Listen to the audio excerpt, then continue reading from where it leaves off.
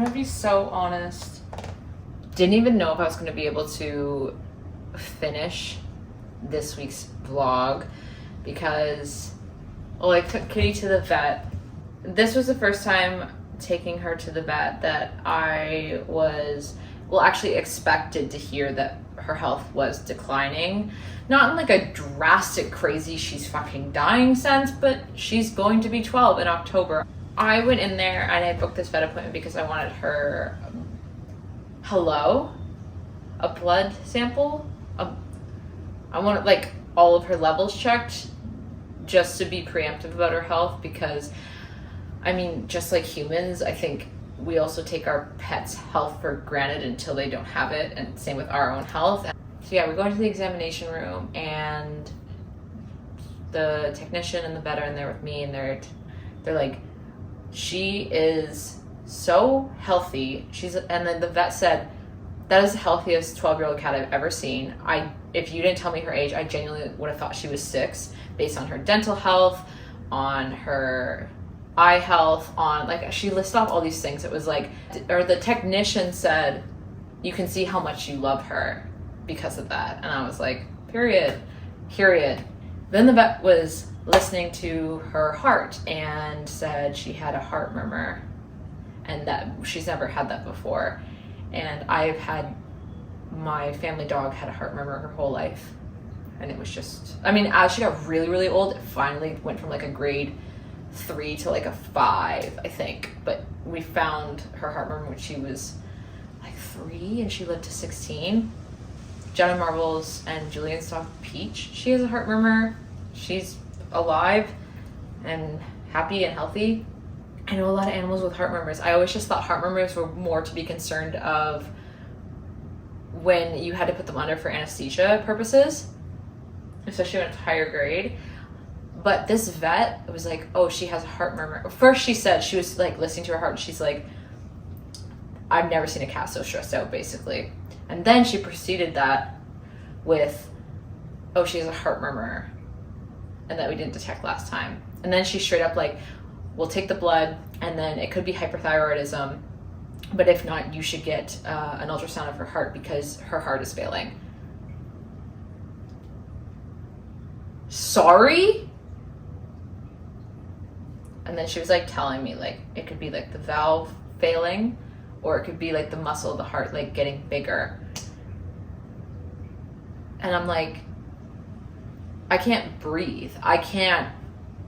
Then they just took her away and into the room where they took her blood and they took her urine. I just sat in the waiting room and I was like, it was like almost like a manic breakdown fit kind of thing, but I didn't want to do it in the vet, so I was like really in it. But then I started to dissociate.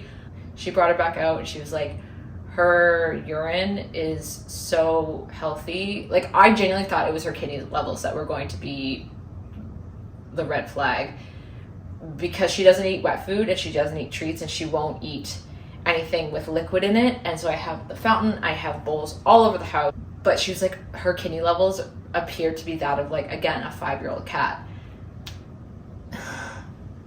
Went home and I started crying in the car. And then I got home and I just like all alone fucking collapsed on my floor and it was like that crying where like you're drooling out of your mouth.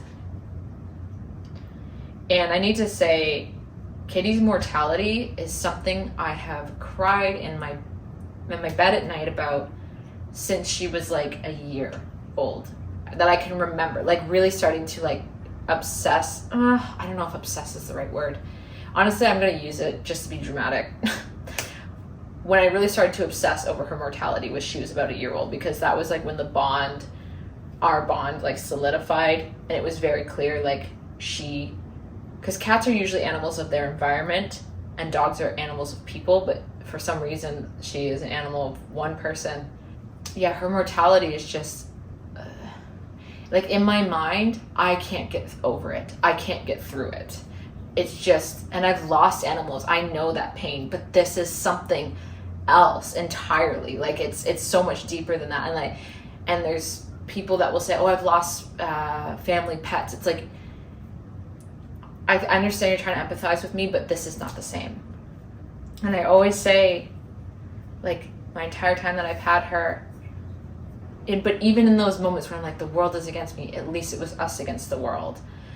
I was actually talking to a sponsor about this on Monday, because I still did my call with her on Monday, and I still had my meeting with my friend later on that evening. And I'm really proud of myself for doing that, because usually when I'm this vulnerable, I don't want people to see me like this. And I cried in front of both of them. And I was saying to my sponsor, I'm like, when I started obsessing over this thought in my bed at night, yes, there is that moment where they die in your arms. But in my head and my heart, I know there is some peace to that. I'm like, you made it. You made it, and I gave you the best life possible. And you're okay. You're okay. I've done my job. But I don't know why the part that I don't think I can get through, the part I don't think I will ever get over. And I was asking my sponsor about this, and I was like, it's walking out of the bed. Why is that specifically in my mind? Like, why is that the harder part? She was like, that's so valid, because she's like, how I see it is, there's a moment where your animal leaves you in a very peaceful way.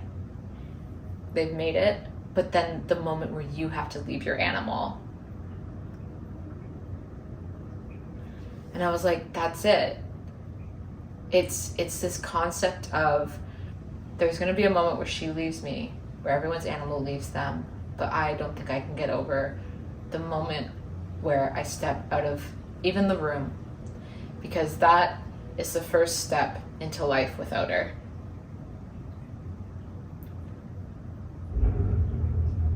And I've done, like, I've walked out of the room before with past animals, and it is really hard. But this one, I literally, in my mind, I'm like, how do I live through that? How do I take that first step? And I always do. I always am able, even when I think I never can. But that is something I've been obsessing over for 11 years. That, like, constantly, at least once a week.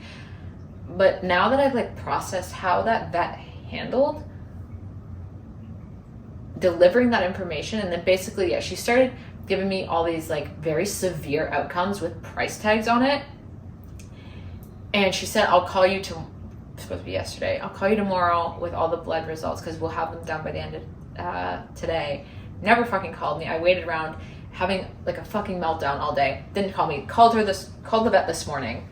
And I was like, girl, you're supposed to call me. And she's like, and there I got put on hold a bunch, and she's like, she'll call you later. She has a lot of calls to make. And I was like, okay.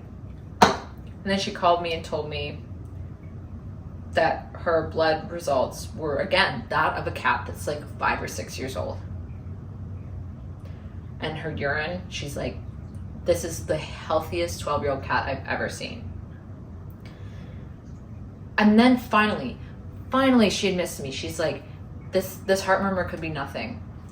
Hey, it took you 2 days to fucking say that? This vet was like, she's fucking dying. It's $1,000 for the x-ray. I'm just a girl. I'm just a teenage girl.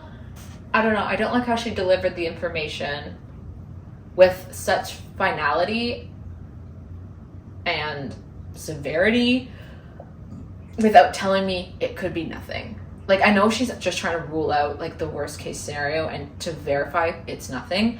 I get that. Thank you. But just put that information in there. Because, yes, I've obsessed about her mortality, but that was the first time it was on paper, so to speak. That was the first time it wasn't in my head. It was there in front of me. And regardless, like, if this is nothing, this is, like, she will die. And I will have to hold her while she's dying, and I will have to walk out of the vet. That is the end of the story with her. And that's just what it is. Whether that's this year, 2 years from now, 5 years from now, I was gonna say 10 years from now. Have cats lived to 21? Yeah, I think I just want to talk about, because when we all get our animal, that's something we think about. And I think Kitty of all the animals I'll have in my life, this one's going to be the hardest. This one is going to take me the fuck out. And in my head, I'm like, I can't get through it. But the reality is, I will get through it, but I will not be the same person on the other side. Absolutely not. This is going to change me permanently.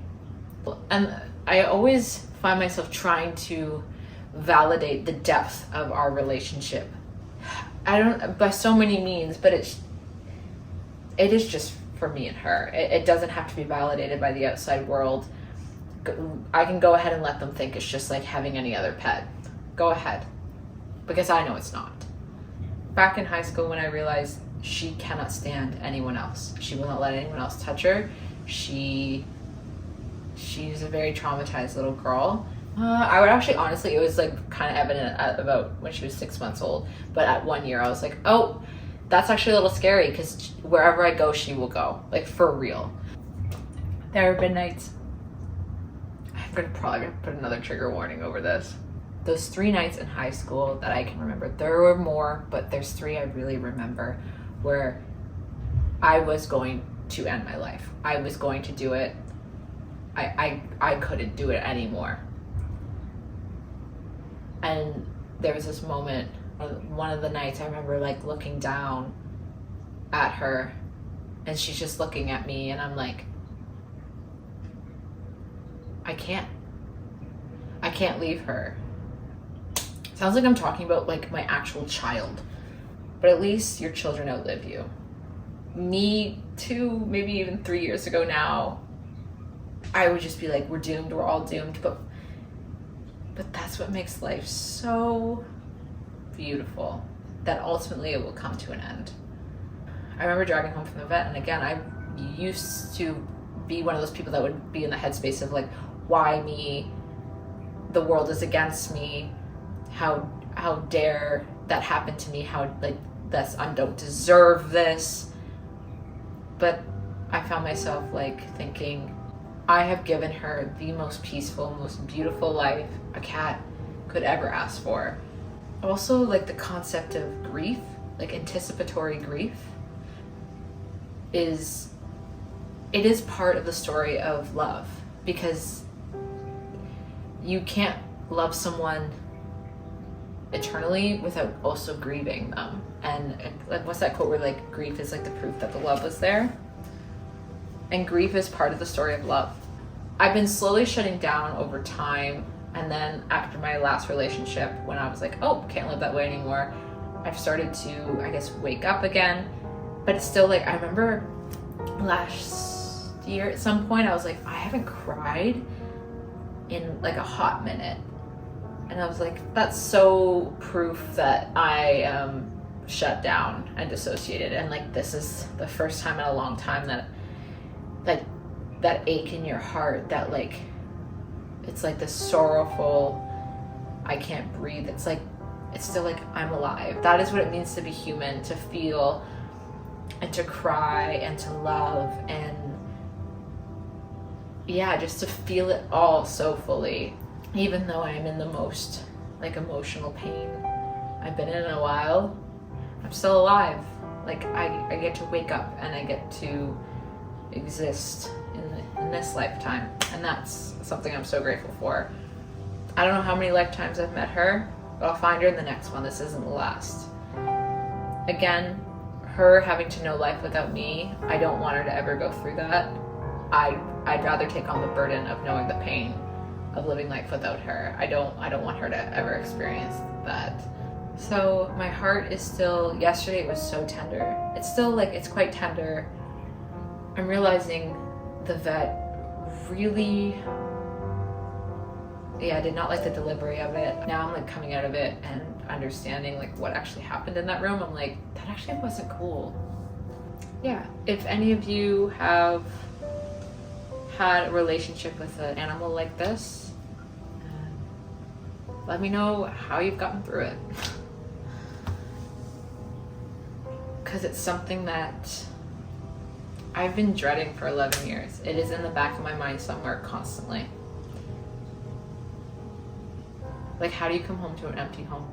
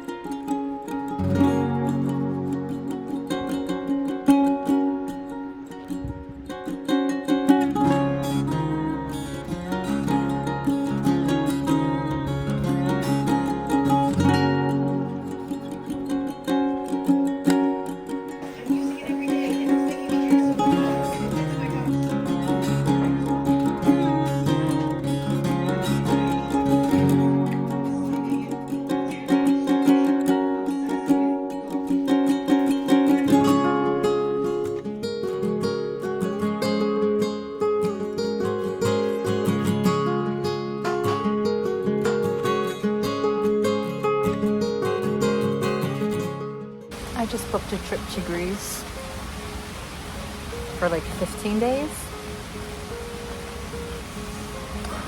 Feels good. And then for the rest of the night, I'm just going to call Taylor. We're gonna have our little book club moment for Crescent City. I'm sorry if it's hard to hear me. It is raining. I made tiramisu, biscoff tiramisu, and have that and call Taylor and kick her feet and giggle about Crescent City.